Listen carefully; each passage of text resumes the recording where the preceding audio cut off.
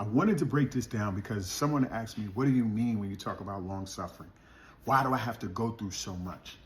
And somebody will tell you when you go through so much, you're going through it so you can get more money, right? God's going to bless me with a car. But then that just makes God a slot machine.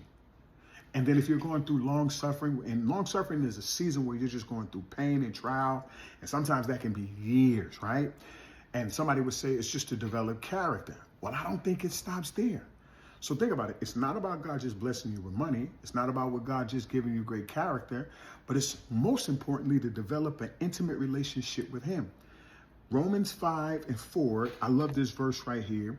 I want to read this to you right here. This is very powerful. It says, in endurance, proven character, spiritual maturity, and proven character, hope and confidence assured of eternal salvation.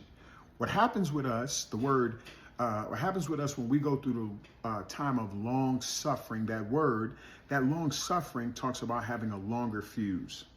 That long suffering talks about long tempered. That means that you have a restraint on you, that you're not easily angered because you've been through so much pain and turmoil that God is using you to be an example of his holiness.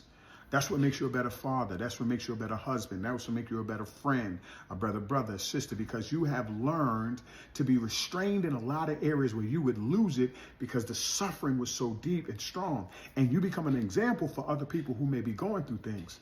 And I know a lot of people want God to just bless them with money or bless them with notoriety or character from the long suffering that they've been through so they can have an amazing testimony. But at the end of the day, it's for you to get closer to God. And I want to give you 3 things. I wrote this down. I think it's very important. The one thing it does, it develops your faith.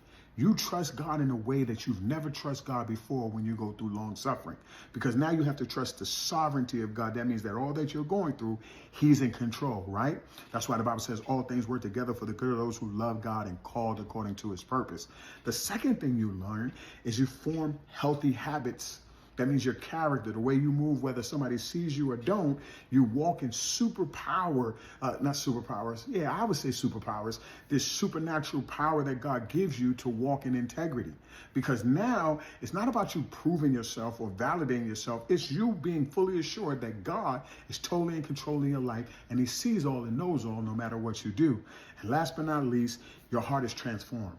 You don't do it just to have a character to prove yourself, but the real truth and growth is you love God so much you want to honor him. So I want to challenge those of you who are going through a season of long suffering and you don't understand what's going on. It's for God to touch your heart. It's for God to form your habits. But most importantly, it's to teach you to trust him in a way that you would never have before.